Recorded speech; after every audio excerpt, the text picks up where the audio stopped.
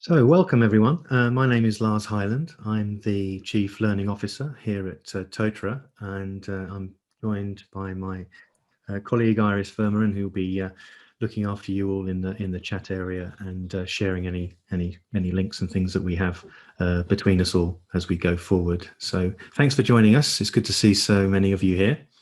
And well, let's start with just a reflection on this year, 2020. I'm sure you don't need me to tell you how much of an impact this has had on all of us personally, professionally, inside, outside of the workplace. You may remember the CEO of Microsoft, Satya Nadella, back in April when the main pandemics was really in its throes, the first wave, shall we say. He said back then that we've experienced 2 years of change in just 2 months.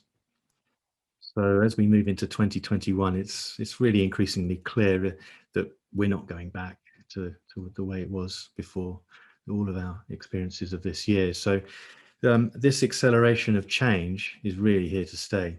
And you think, in fact, it's pretty much splitting organizations, I think, into two distinct groups: those with the power to adapt and those without. So how do we motivate and support our people? Well, that's critical, I think, even more critical than ever in deciding which group your organization will find itself in. So this session, we're going to explore how you and your organization can prepare for what is now a new world of work ahead.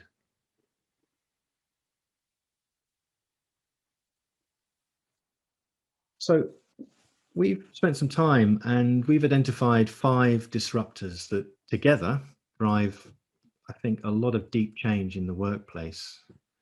So first up, technology. Well, that seems to be really underpinning most, if not all, of the change that we experience right now. And it's starting to feel really, really tangible. And it's impacting every aspect of our lives. But one of the key challenges we all have is how do we make sense of it? I mean, some of us are closer to that technology than others, but as time marches on and as the pace of change increases, and that's really what we're in the throes of right now, is massive, rapid change. How do we turn the ship of our organizations quickly enough to respond to that change?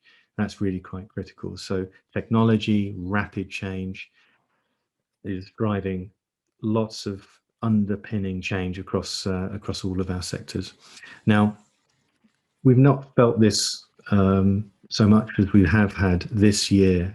That the pandemic has forced this major switch to remote working for many of us. Is putting pressure on all of our systems, our processes, our well-being. Underpinning economies and societies that we all live and work in. And it's starting to change the definition, I think, of what an organization is, how we work together, how we collaborate. All of these things are now starting to be challenged. And in fact, how we define our workforce is changing rapidly. One that focus very much on employees, perhaps full-time, maybe part-time, but we have to be thinking beyond that into a more blended definition of workforce, or hybrid. And we'll discuss that a bit further shortly.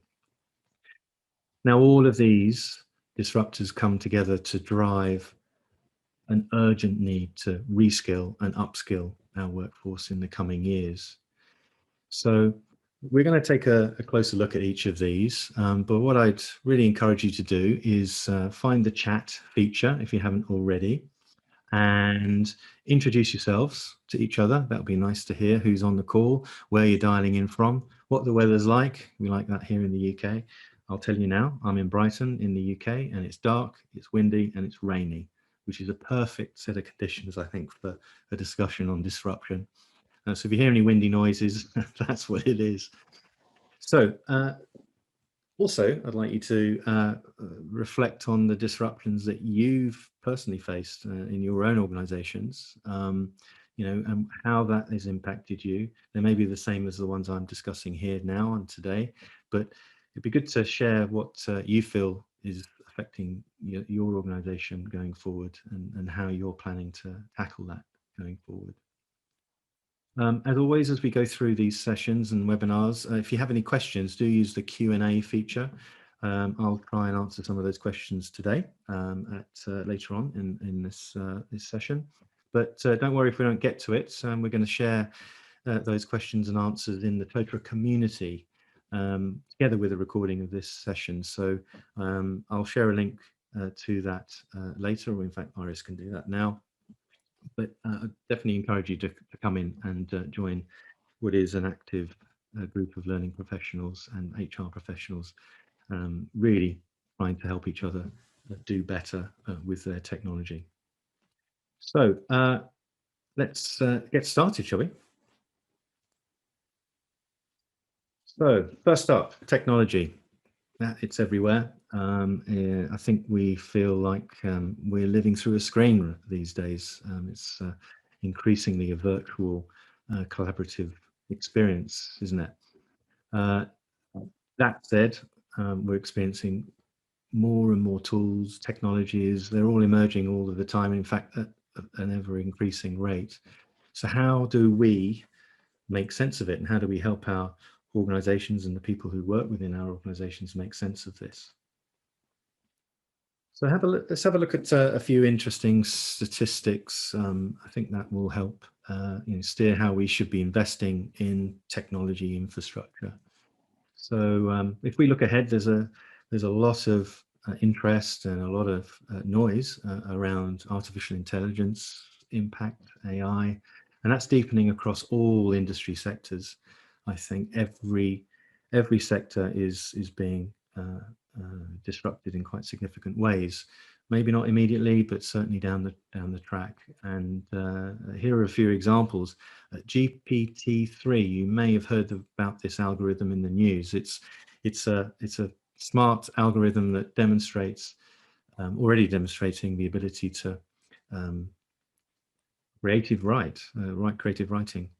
So it's got an ability to disrupt whole areas where gathering information and being able to construct that into coherent articles or content, whether that be for professional or private means, is increasingly possible. So that's emerged, and it's GPT-3. That means that's the third iteration of it. There'll be further iterations, and it'll become even more powerful. We're already seeing synthetic video presenters out there. They're already a reality. And who would have thought that a fairly recent job category, the job of an influencer, perhaps their days are already numbered. So that's another sign of rapid change really hitting home. But closer to home, I think, to our learning technologies and the technologies that we are bringing into our organizations, we're seeing recommendation engines, machine learning really starting to influence what we see and how we engage with content and other people. But my one bit of advice to you is do make sure you cut through the hype. There's a lot of hype around that technology, but it's something to really keep a close eye on because it's moving so fast. Now, business leaders, when they are looking to technology to drive business opportunity, we've got over a third, 36%, looking at that, which is only going to grow, I think. However, procurement as an activity still remains challenging because on average, you've got 11 stakeholders involved in the decision-making process, which alone can make it challenging to make quick, rapid, and meaningful decisions on this type of technology to support your organizations. But the payoff is significant if you get this right. Productivity improves by 25% when you make better use of communications and collaboration technologies. So that's like one whole day a week can be regained, because a whole day a week is being spent by workers just looking for information or trying to find the right person to help them make things happen or get things done. So moving towards having a searchable record of company knowledge, well, that can reduce the time to finding information and getting things done by 35%. So there's some significant productivity gains to be had from applying technology smartly. So what can we all do to take advantage of these real advances in technology? Well, I think first off, I would recommend performing a technology audit in your organization. So that's not just the formally sanctioned tools, but to really look at what people are actually using. You know, that can be quite different sets of tools, especially as we're all bringing pretty powerful technology in our pockets into, well, we used to be bringing them into offices. We're still using them interactively with each other right now, but they're not necessarily sanctioned apps and tools, but they're probably adding significant value. So ask why are they using them and what benefits they're offering, and see if they can be integrated into your more formal ecosystem of tools.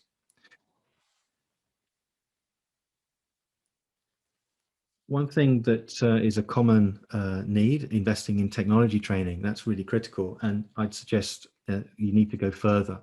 There's still huge and rapid productivity gains to be had once your staff become properly proficient with the tools they're using on an everyday basis. And I guess you can probably draw on experiences that you have right now with maybe a rapid use of Zoom or Teams, depending on your organization's choices. But I'd wager that a lot of the tools that you're using, you're missing out on some key features and functionality that would really help productivity. Now, I'm going to share one with you now. This is my little top tip. If you're a Windows user, a Windows PC user, if you press the Windows button, which I think a lot of people don't even know will find that on their keyboard often, if you press that alongside V, then that brings up essentially your whole clipboard. So when you cut and paste entries, you don't have to do that just one at a time. And it's interesting how when I bring this up to people, how few people actually know that exists, and then when they do, how much time it can save. It can save minutes a day, which accumulates up significantly, and it changes some of your work practices. Now, I'm sure you've got some interesting top tips. Again, dive into the chat, please, and share it. I'm sure others will really benefit from whatever that top tip is. You'll make their day, and in fact, you'll save them some time immediately.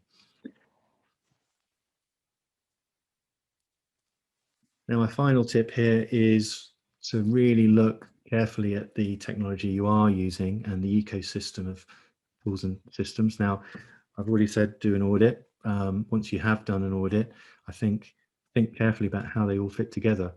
And when you do, you'll start to realize that the more that technology is easy to integrate, that it's more open by design, then the solutions that you can offer your people will be much more flexible and adaptable.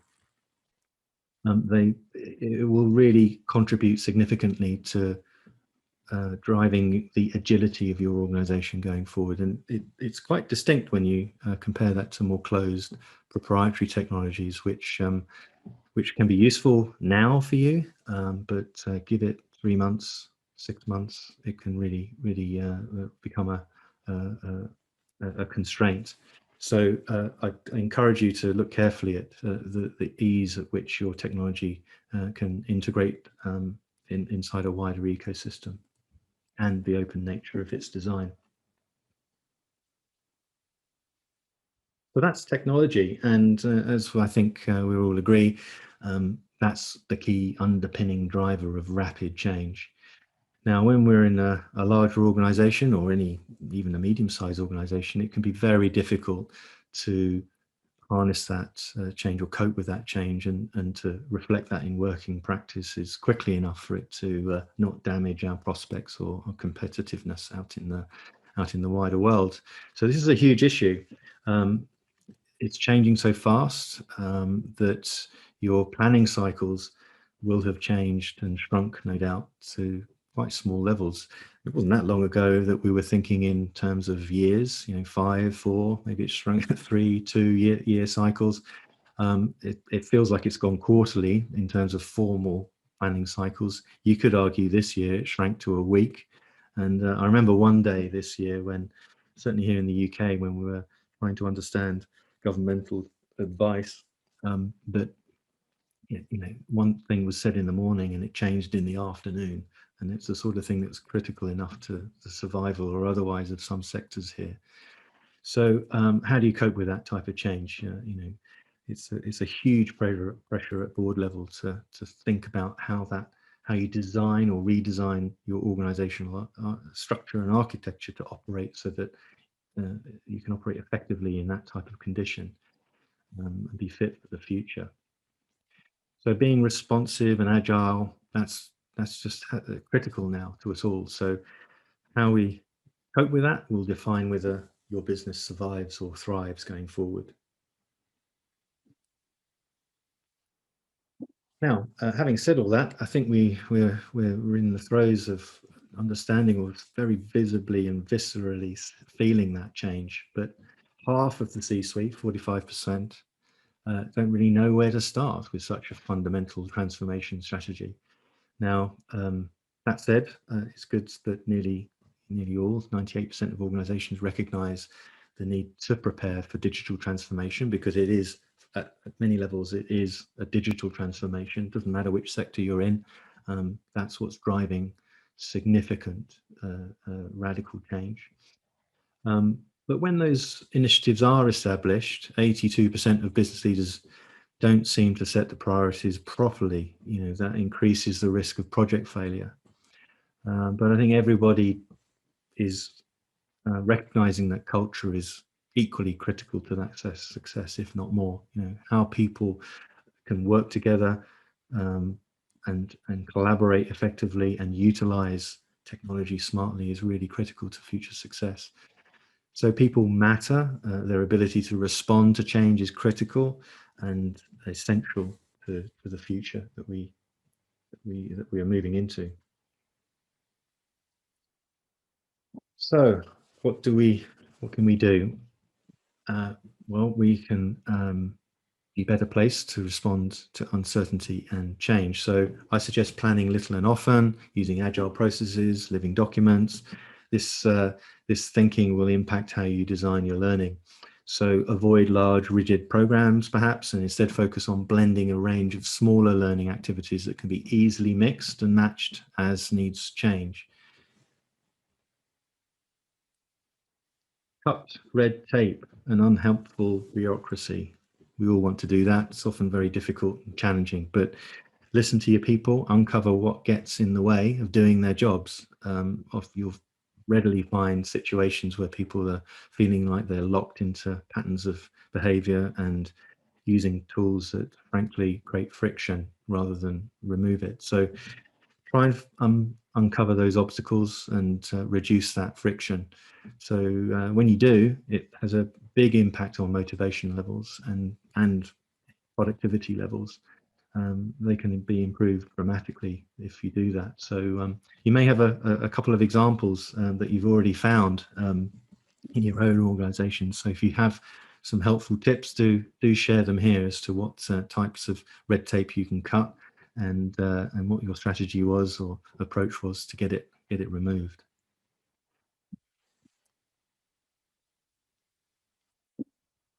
And my final suggestion here is look carefully at how you procure your technology.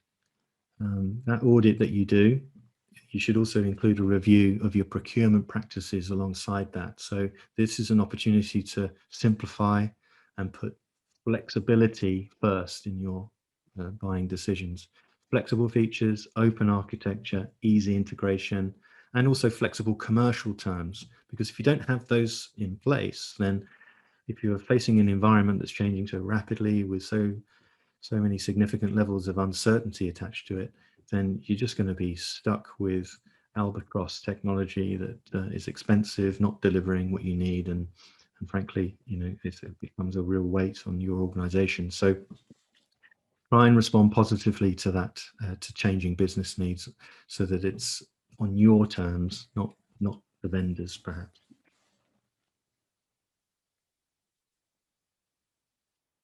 So technology is driving rapid change, and well, we've all felt it, as I've said, this year.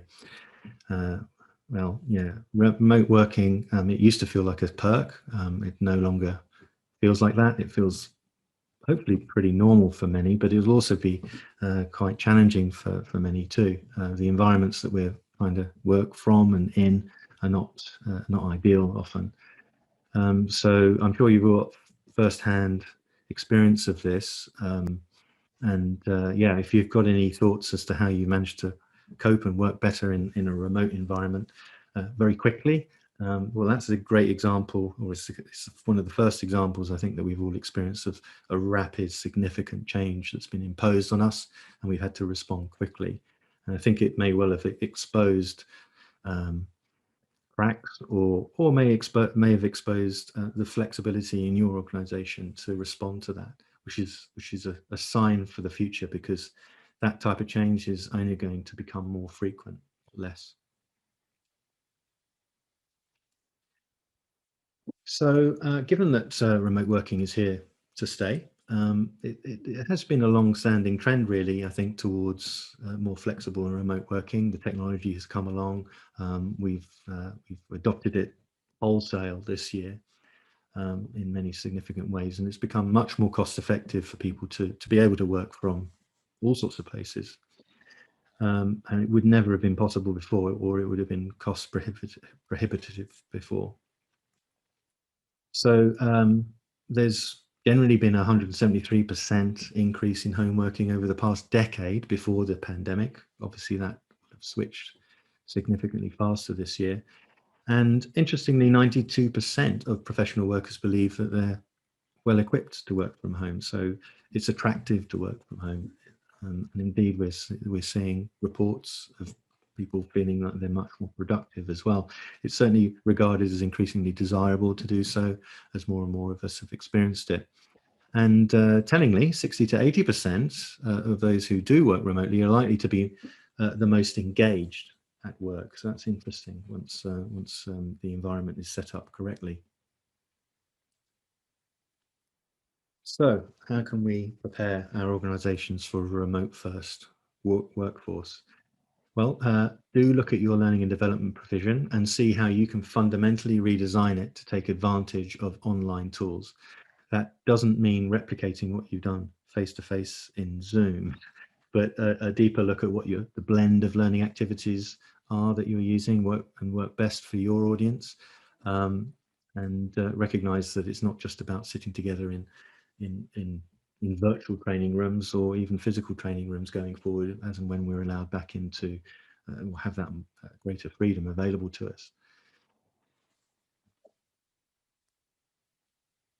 Open up your communication channels and respect people's time as well. It's not particularly productive to sit in back-to-back video calls. You've probably experienced it, probably today, and in many ways, well, it's not. It was never productive anyway to sit in back-to-back meetings in the office, although you probably had a bit of travel time in between, moving between meeting rooms. When it becomes virtual, then you're instantly in and out. That's cognitively actually quite bad for you.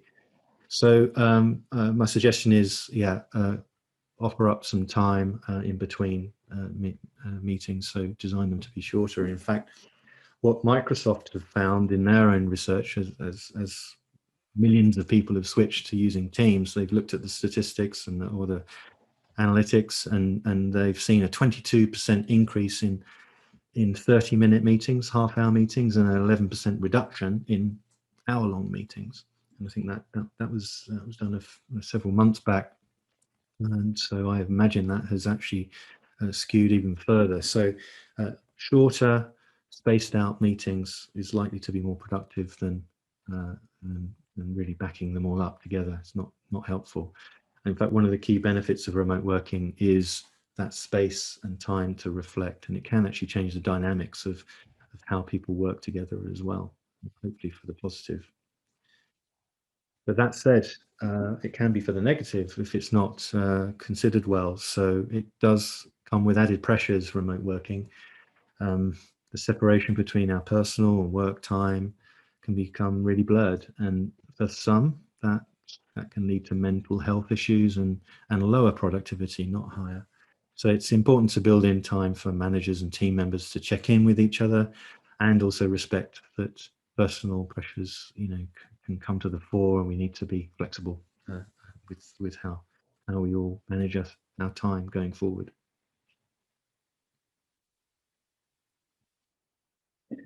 So When we talk about a remote workforce, we should also define what we mean by a workforce. Now, not every aspect of a workforce will be remote, clearly. People work in quite clear environments, whether they be factory or hospitality or retail environments, and it could be quite harsh environments, oil and gas, etc. There's lots of different environments in which people work, but technology is impacting all of those areas. But what is increasingly the case is that that workforce may not be full-time employed by your organization. Now, if I think back over maybe the past decade, past 10 years, or 10 years ago, probably everyone that I engaged with had a fairly typical corporate type of job. Now less than half of them do. So freelancers, contractors, micro businesses are much more common than they have ever been. And that change is mirrored all over the world and in almost every industry. So your workforce is much more than your permanent employees, and that needs to be considered in the technology support that you offer. So if we look at what we might want to call a blended or hybrid workforce, then we need to widen that definition. What that is it's about considering your supply chain, your sales channels, even your customers in your learning, engagement, and performance support efforts. I mean, the rise of the gig economy has created an army of contingent workers, freelancers, contractors, micro businesses, as I said, and they're increasingly critical to the running of any organization. Over 1/3 of US workers operate in a gig economy, and it's expected to grow to over 50% by 2027. In the UK, it's not that different either. So the immediate economic outlook is accelerating this trend, probably as more people fall out of permanent jobs. I mean, obviously people are also looking to find their way back into employment right at this challenging time that we're in right now. But if we look forward into a more free and a future, now we do have vaccines around the corner, then if you look ahead a year, then this underlying trend is still there, and it's certainly important to consider that carefully. As more people work outside of the normal corporate context, it's important to tap into this talent. It's not necessarily right there inside your organization. You need to deploy more agile approaches to uncovering and investing in that type of talent. And 85% of HR leaders are not yet really doing this effectively. So that's something to work on. Okay, so what can we do to offer a more attractive and effective working experience for this wider audience? Well, consider supporting what I would call your extended enterprise with learning opportunities, performance support, and access to communication and collaboration right across your organization, so that you're all aligned and operating as one collaborative unit. So it doesn't really matter if you're a direct employee or not. Personalize that experience as much as you can so that it takes into account the type of worker that they are. So ensure that the learning management system that you have can automate how you offer a tailored experience for all of these different sub-audiences. You can go further and you can build adaptive learning experiences that take into account prior knowledge and skills, and that will improve engagement, but and also outcomes, those learning outcomes.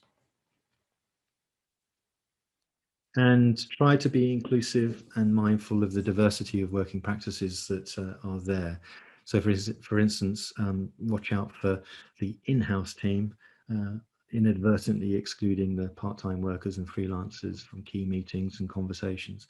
This can lead to feelings of exclusion, and it can impact motivation and productivity. So sharing information and regarding yourself as one team really does make a big difference in times when we're all working virtually and remotely in the main. So where does all of this lead us? Okay, so those disruptors are really the driving forces for the largest, most fundamental reskilling movement in decades. The World Economic Forum recently declared a reskilling emergency, and that's covering over 1 billion people needing to reskill by 2030. 2030, that's just 10 years away. That's really not very far away at all. And so the pace of technology and its impact on the ways of working and living is genuinely profound and visible now. So the skills we have today, they're simply not the skills we need tomorrow. If we take a look at what some other industry analysts talk about, well, you may well have heard of Josh Bersin. He's talked about we all need to become heavy learners, which is an interesting phrase.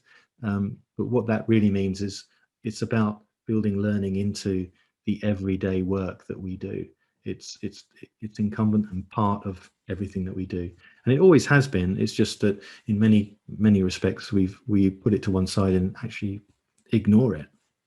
Instead, it needs to be firmly part of the productive cycle of how we work going forward, because that's how we will remain relevant and productive and competitive. And yet, what we see is 62% of leaders believe that they need to retrain or replace 25% of their workforce in the next 3 years alone. So that's even shorter timeline than the decade. But that 62%, I think, is going to grow significantly if it hasn't already.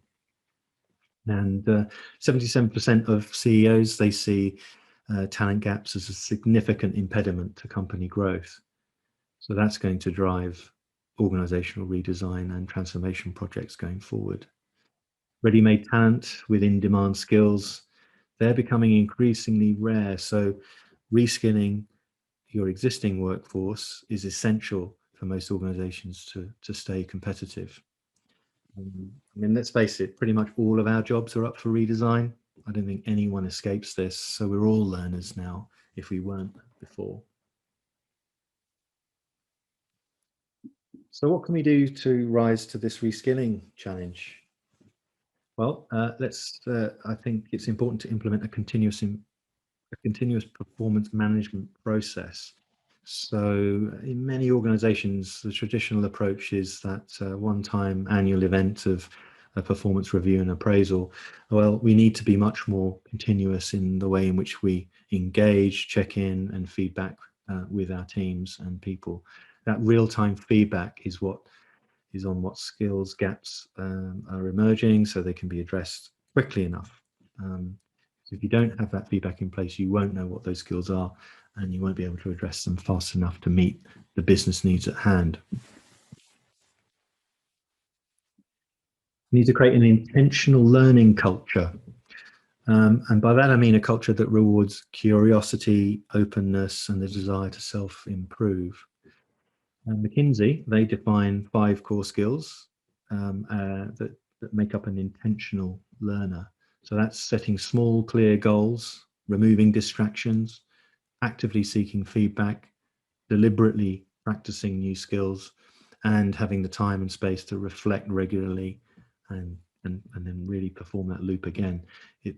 These things have been known, I think, for some time, but I think the intentional aspect of building this culture is really critical going forward. It's part of a continuous improvement cycle, and it's an essential component of responding to such uncertainty and change in the future.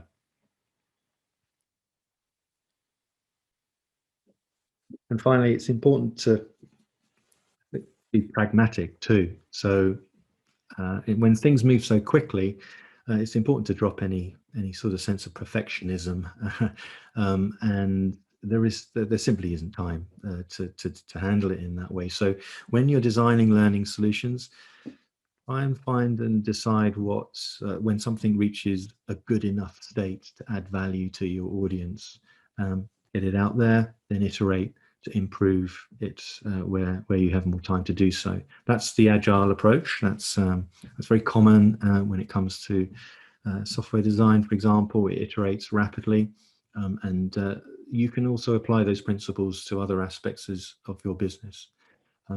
And by doing so, you're much more likely to be able to respond to changing business priorities, because let's face it, they will change, and they may well change within a matter of months on you, or even weeks. So having that iterative approach is a much more agile and adaptive way to be. So they're the five disruptors that we've covered: technology, rapid change, remote workers, blended workforce, reskilling. And when you bring all of those things together, I think that defines a different and, and a new world of work for us going forward. So I've put forward a number of practical actions that you can take. And please do keep adding any of your own thoughts in the chat here, by the way, and everyone will benefit from any further ideas that you may have around what is disrupting the workplace, and also your positive response to that to build a better workplace for your organization. But I think we should all agree that that workplace needs to be flexible and adaptable, and that it can be enabled really only if you use flexible and adaptable technology. Now, this isn't just me saying this. The market trends and the research houses around the world are really saying very similar things. In fact, they're predicting flexible, adaptable, integrated HR and learning technology needs to be in place. It needs to be designed to simplify our experience at work. Unfortunately, we probably have technology in our organizations that feels like it complicates it rather than gets in the way even. We do need to simplify that experience, and having more flexible and adaptable technology foundations will enable you to do that. Now, one way of expressing this or characterizing the adaptability in your organization's sort of readiness is to think in musical terms, perhaps. Now, I have a bit of a musical background in my youth. I learned both classical and jazz styles. And if you look at classical music, well, typically it follows a musical score that defines precisely what you play, and it's led by one person, typically one conductor in larger ensembles. Now with jazz, there's often a more freedom, and there's an interdependence between the players that relies on being more responsive to what's going on around you at any point in time. So while there's strong guidelines, clearly, when you're playing a piece of music, whether it be jazz or classical, when it's jazz, you're free to explore and improvise around them. So I think as organizations, to become truly flexible and adaptable, we need to be comfortable moving away from a fixed score and directive leadership, precisely guiding and directing everything we do. And instead, we need to devolve decision making so we can act autonomously, sometimes leading, sometimes following. So in this way, our organizations do build resilience, and they remain open to innovation. And we move from a culture of compliance to one of distributed authority and mutual trust. So take a moment and what do you think best describes your own organization? Is it jazz, or is it classical? Is it something else? Do use the chat now. Do use the chat and share your thoughts. So at TOTRA, we've thought quite deeply, in fact, extremely deeply, as to how to respond to this uncertain world ahead, the need to be adaptable and flexible. And we've built the talent experience platform. In fact, we built your talent experience platform. That's how we like to call it. And essentially, this is made up of three key areas which align really strongly to the underpinning motivators of people working in a workplace. So, we all want to have the space to learn. We all want to feel engaged around a common purpose, and we all want to have guidance and the freedom to exercise our skills effectively. And what we've done is we've brought that together into a platform that aligns learning, engagement, and performance functions within your organization. So the talent experience platform comprises TOTRA Learn, that helps your people learn and grow; TOTRA Engage, which helps your people engage and deliver; and TOTRA Perform, which helps your people perform and succeed. Now you can learn more about that platform. There's a great little video that you can watch that gives you the essence of what we've produced here. And there's a link down there, which I think will be shared with you, to learn a bit more about the platform. And do get in touch if you'd like to have a more deep dive demo as well. Be great to have that interaction with you. So I'm going to take a moment here and just check in with Iris and just see if we have any key questions that people have asked. Hey Lars, yeah, thank you for that engaging session. We've got lots of feedback in the chat, and I've received a couple of questions. One question came from George asking if you have any kind of advice on how to stay engaged and not get distracted easily whilst working from home. That's a good question, isn't it? I think there's so many different answers to that, because it depends very much on your own personal circumstances and possibly ways of working. But I think a lot of people need to experiment with the environment in which they are working. It's worth investing in sensible tools to try and stay focused. There's plenty of software tools that can help you do that.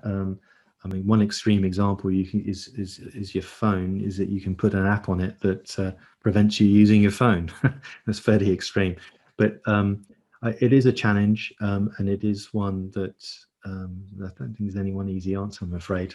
I don't have a panacea to that, but there's certainly I'd reach out to others and explore what tools and techniques that you can use to focus. But I think your organization and the managers in your organization and the culture that you develop is quite key to that. You know, I think I alluded to you know, not having a culture where it's expected to be on endless Zoom meetings, for example. That doesn't leave a lot of space for people to get things done or to reflect and do productive work. So being very mindful of that will help set the conditions for better productivity and focus when you're working remotely. Absolutely. Yeah, some good tips there. There was also a question from Emma. She was asking, if the social distancing policies go on for a while, how do you try and measure your employees and productivity? That's a good one. That's a good question. In fact, that's just been in the news recently. Microsoft have just had some adverse publicity with their productivity index that they built into Teams. So there's a whole industry growing, which isn't necessarily great, around surveillance, which there are tools that will survey, you know, and give a measure of productivity when people are remote working. And it feels quite simplistic, because there's a risk of people just being forced to always be online and always to be present. You know, that concept of presenteeism, which existed in the office, can exist, equally exists remotely. So really, I think maybe the right answer here is moving towards a culture where there's more of a focus on trust and being collaborative and supportive, and being very clear on the key results you're looking for, you know, and allowing people to focus on a small number of things that will make a big difference to the organization. So measuring productivity is easy to do with technology at a simplistic level, but it's a lot more challenging when it comes to cultural change. Absolutely. Anthony's asking, what about gamification to help learning? What's your opinion on that? Sorry, could you repeat the question? What about gamification to help learning and to help people stay engaged and productive there? Yeah, that's a good one. Gamification can be good, and it can also be actually distracting. You know, gamification, when it's done well, is really tapping into a positive sort of motivational model, which is aligned to, you know, doing to the corporate goals that you have, rather than the more gamey for the sake of it. You know, to actually increase engagement with, say, a piece of learning or a piece of a tool of some sort, where you're measuring interaction as opposed to results. So I think that's the key difference. Be careful what you gamify, because when you measure it that way, then it will skew that it will skew people's behaviors towards doing that more often than other things. So you may inadvertently reduce productivity, but you may increase activity. See what I mean? Yeah. Catherine also mentioned that she feels now that she's working from home, that she tends to put in more hours. Is that the same in your situation? Oh, for me, well, working more hours, again, that's a cultural dynamic that is quite challenging. It can be very challenging for some organizations. I think for us here at TOTRA, we were born virtual, born between New Zealand and Brighton in the UK. Now we're all over the world, particularly in the US as well. So our team has, I think, transitioned to fully working virtually pretty seamlessly, but that's not true from probably most people. I think many have found it quite challenging, especially to having to do it so rapidly, a big shock as it has been. Does that mean you work more hours? Well, it can do, but working more hours doesn't mean it's quality work. And in fact, all the research points to having space and time to not feel like you're chained to your screen, and instead, better quality work comes from focused, productive hours, and having permission, giving yourself permission, but also your organization allowing that permission to move away and do something else and different, and have that separation accordingly. So yeah, I feel for you. It is a challenge, and and also when you're in lockdown, it's even more of a temptation, isn't it, just to dive back into work all the time. Yeah, I struggle with that as well sometimes. There was another final question actually from someone asking, what are the top things that leaders can do to create a really good remote culture? Yeah, that I think is a top question for leaders all around the world. They're trying to work that out. What I would recommend, since we're probably close to time anyway, we could share a link probably in the community because I don't have it right to hand. But there's a company called Automatic, I think it's called. They started WordPress. So if you search for the CEO of WordPress and look at his advice and direction and words on remote working, they're really interesting. They're really interesting because he has a model that defines sort of levels of stages of an organization being able to cope and grow and scale when working remotely. They have actually achieved this. They're over I think 1,000 people, and they've always worked remotely, and they work in quite a different way. One of the key points which does come to mind is there's more emphasis on asynchronous communication, and what I mean by that is it's not real time. You're using tools smartly, and the culture allows or moves you away from that instant I demand an answer culture that you can have in many organizations and that's what drives often these endless meetings as well. They don't have any of that in their organization. They've switched completely where it's highly productive, it's scaled. So that I'd point your leaders perhaps towards looking at that as a case study. Very good. Thank you, Lars. I believe that's everything from the audience in terms of the questions. So thank you so much for your time. Yeah, great. Thank you again for everyone attending. Thanks for listening. I'd encourage you to join the TOTRA community. It's totra.community, and in there we'll have the recording and we'll have further answers to questions and in fact join in the discussion, carry on the discussion there.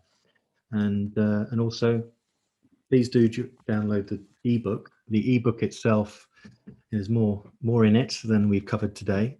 So I do encourage you to follow that link and then come back to us and tell us what you think. So thanks again. Have a good day. If you're in lockdown, take care and yeah, stay safe. Thank you, everyone. Thank you.